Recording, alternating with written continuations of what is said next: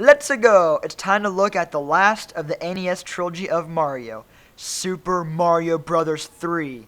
This was literally a game changer. This entry cemented the style, mechanics, and overall design over every Mario since. So many things were introduced in this game, it's going to take a while to get through them with justice. First off, the game has an overworld map to traverse from stage to stage or to collect power-ups that you can store and use them for later. A valuable addition, as this game is easy for veteran players, but it can also be merciless. Like right here, I fucked up way too much on Wendy's shit. But regardless, strategically collecting and using power-ups is advised, but not required to win. Mario 3 more or less returns to the original game style, but carries over a few things from 2. For example, you can now pick up and throw Koopa shells or these ice blocks. You can also slide down these slopes, which kill any enemies in your way. Now, the power-ups. So you get the standard mushroom, star, and fire flower, but there is a collection of more. The most iconic one of this game is the Leaf, which introduces Raccoon Mario. With this, you can fly for a short period of time by running as fast as you can. Or there's the P-Wing variant, which lets you fly forever in one stage. It's best to use it on Bowser's Airship Armada. Then there's the suits. The frog suit can be equipped as early as World 2, the desert world, for some reason, in the hidden area behind the rock. It's meant to make the water world easier, but I actually find it to be the worst of the power-ups. The Tanooki Suit is the second most sought after in the game. Collecting it puts Mario in an actual raccoon suit, but if you press down and B, it turns you to Statue Mario, who is invincible. And the most sought after, Hammer Suit. It's really hard to find, and unfortunately, well, here's what happened as soon as I used it. Smooth.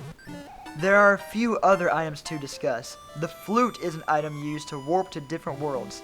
There are a total of 3 in the game, and they are obtained in World 1 and 2. The Flute's sound is a copy from the one in Zelda. Then we have Juggum's Cloud. This is used to skip a level on the map. Use it to bypass a hard stage you want nothing to do with. The hammer just breaks rocks in your way on the map, and the music box puts the roaming Hammer Bros to sleep. But the best item in the whole series is Kuribo's shoe. This item can only be used on stage 5-3. It's only seen 3 times in this level, and will never and has never been seen in any game after this. A variant or reference to the shoe is made in the Paper Mario series, with the first shoe upgrade being green, and is used in Paper Mario Sticker Star as a sticker item. But again, this particular ability has never been seen again. Maybe the developers realized how powerful it was and kept it hidden for the last 20 years. The enemies in this game are very well developed. Each race of creature has many different variants, giving Bowser's army some credibility.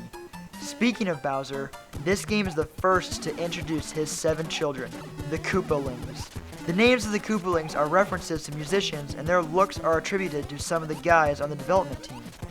Larry was always my favorite, perhaps because he was the one I fought the most, being the boss of Stage 1. Lemmy and Ludwig I have fought the least because I usually skip them and go to Bowser's realm. Also, in regards to bosses, if you got tired of seeing Birdo in Mario 2, you will get sick of Boom Boom. There are more secrets in this game than Skyrim. Well, that might not be true, but that gives you an idea that there are a lot. If you kneel on a white block for several seconds, you'll phase through everything in the background and can run behind everything. This is done to get the first whistle in stage 1-3. And the most famous of all secrets is how to get the whistle in the first fortress. There are special circumstances to be met to turn one of the roaming Hammer Brothers into a treasure ship. It has to do with the matching of the numbers in your score, time, and coin count. Now is the final world. You have all the items you could ask for, and an absurdly high life count. You must then navigate your way through Bowser's armed forces, tanks, ships, airships, demonic hands, and a fortress that I refuse to play. Finally, the Castle of Koopa. Going through it is rather straightforward. It's not a maze like the original castle from the first game. Honestly, the final castle should have been that last fortress. That level sucks. And here we are, the final battle with Bowser. He got a makeover from his first appearance, but he's not fooling around. The only way to defeat him is to force him to break the floor beneath him. I actually think this is a pretty weak final battle. Let's recap. In the first game, the optimal way to beat him is to jump over him or run under him to the axe and drop the bridge. Fireballs killed him just fine, and I feel more satisfied with that. Wart took 6 hits to defeat, and his attacks are a good defense. Here, you just hop around and wait for him to kill himself. You might be able to make it a real battle if you get to him with the Fire Flower, or hell, the Hammer Suit if you're lucky. But once you make him fall to his doom, the door opens to reveal Peach. Her sprite is the exact same as in Mario 2. Better than that pixelated mess of the first game. She gives us a little Easter egg, and we watch as the stages pass by, reminding us of the journey we partook in. I always had an issue with these names, because I grew up reading the guidebook so much and for fun, and none of these names sit right with me. Whew, well, that was a mouthful. This is why this game is perhaps the best in the series. From its items, its world map, its enemies, its rewarding gameplay and controls, the bosses. This is, without a doubt, a masterpiece. There is so much going on in this game that I could go on forever. So here ends the Mario Marathon. Thank you, Mario, and thank you, Miyamoto, for these amazing games. Happy 30 years, and come back next time for another gem from the past.